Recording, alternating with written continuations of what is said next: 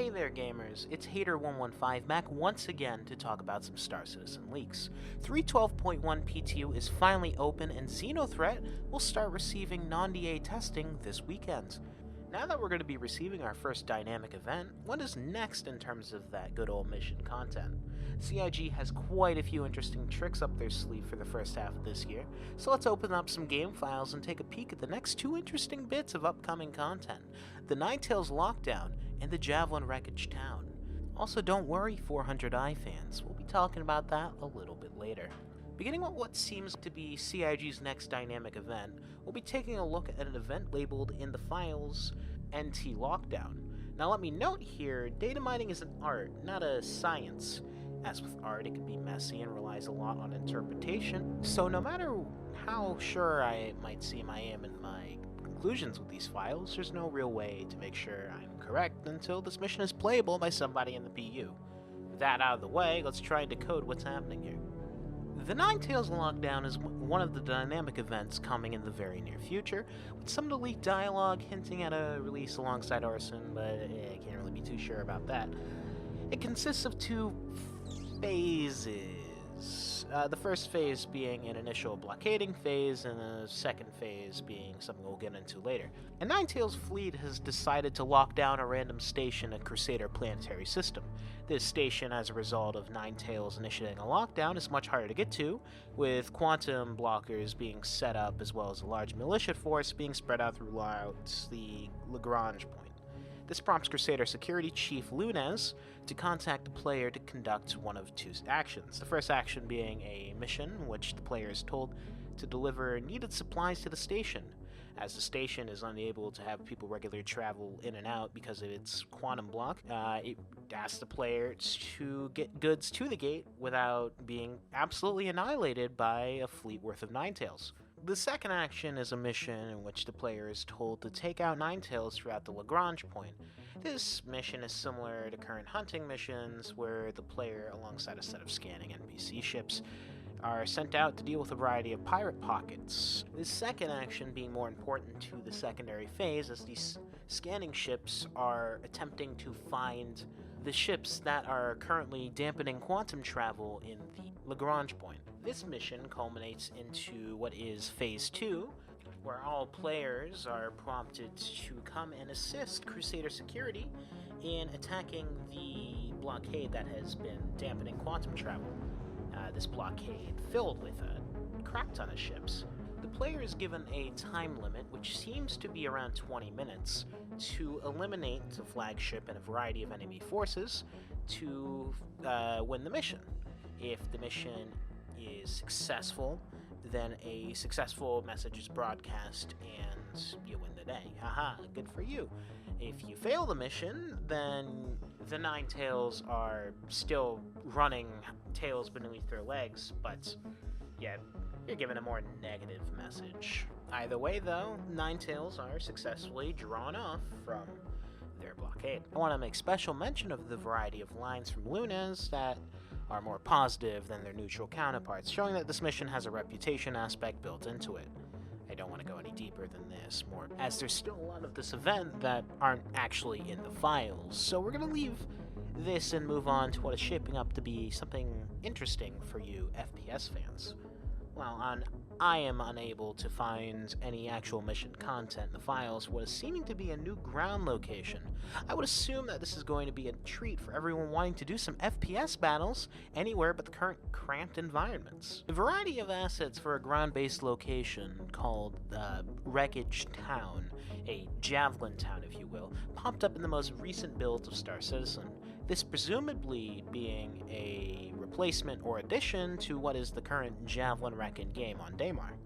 This town is still very early from the roughness, as you can see in some of these models, but nonetheless, I thought it was worth cracking them open in a few model viewers just to see what's coming up next for Star Citizen's ground locations.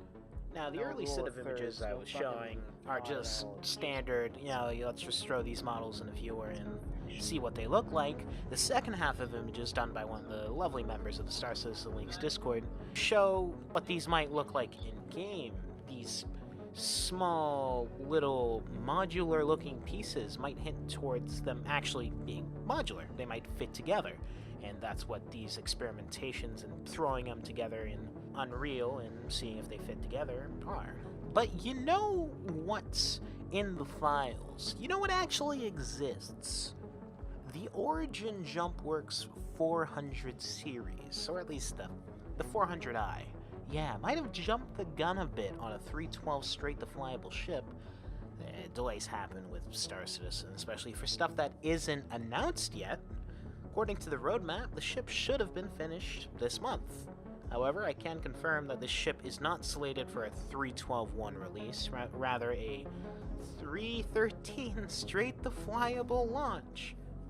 But even then, as with unannounced things, it may fall even further behind than we can expect. That's the Schrodinger's count we work with, the Schrodinger's leak, if you will.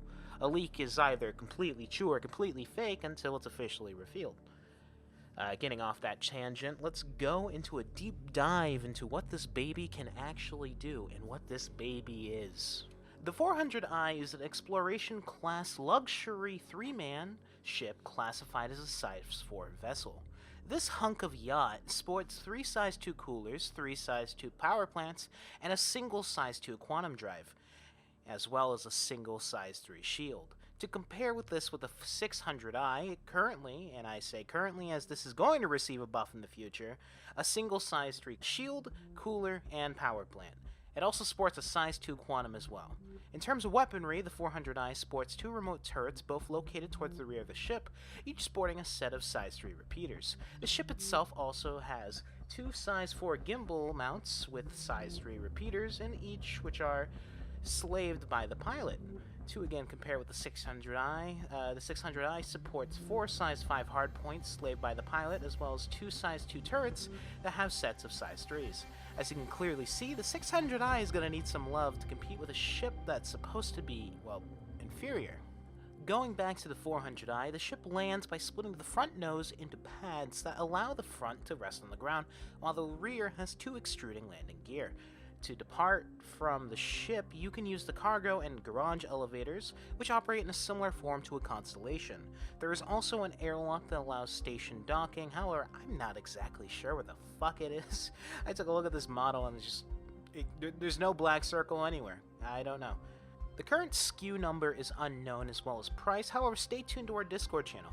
We'll try and get this as soon as possible.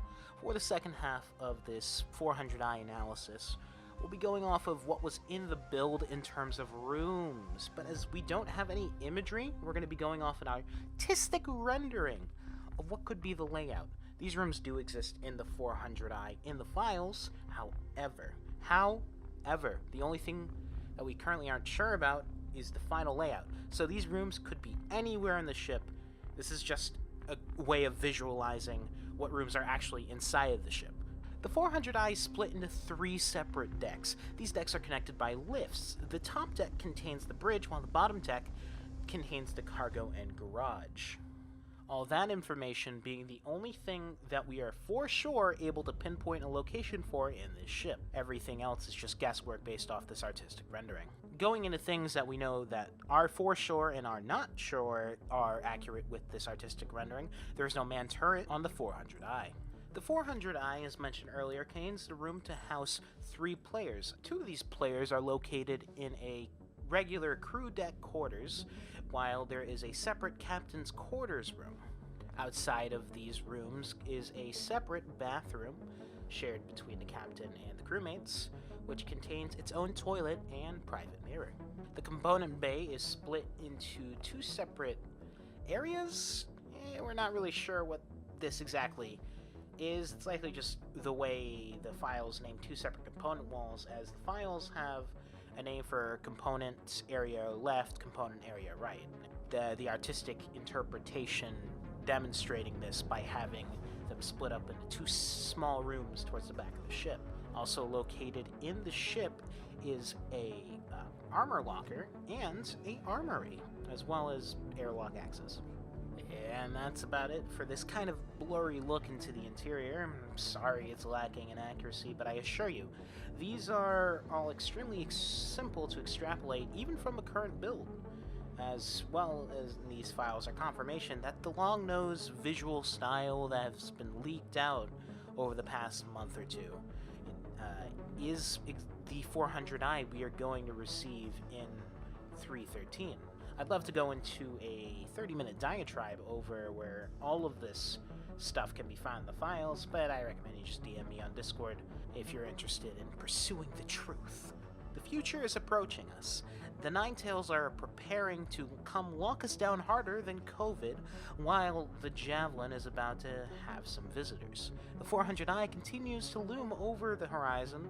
Hopefully it's making its debut this time. Either way, this has been Drips and Drops. If you liked the video, leave a like down below. If you didn't like it, just leave some hate mail in the comments section below, or just downvote the video. Hopefully next time we can talk about what's coming down the pipeline for Arison. Now a final message for our Patreon supporters.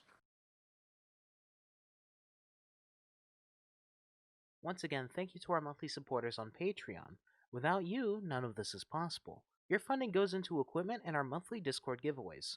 I'd like to personally thank our $10 tier Patreons to Leaky Pipe producers, starting with David William, Sam Zimmerman, Snarky.live, Faydog74, Unctum, Henry V, Archie, Dirk Mervis, Capt Despawn, Reccom, Josh Hallman, Yannick Kyomny, Boobot, Foxnix, AA001, Sorston, Kenny G. Sullivan, Professor Mango, and Brain.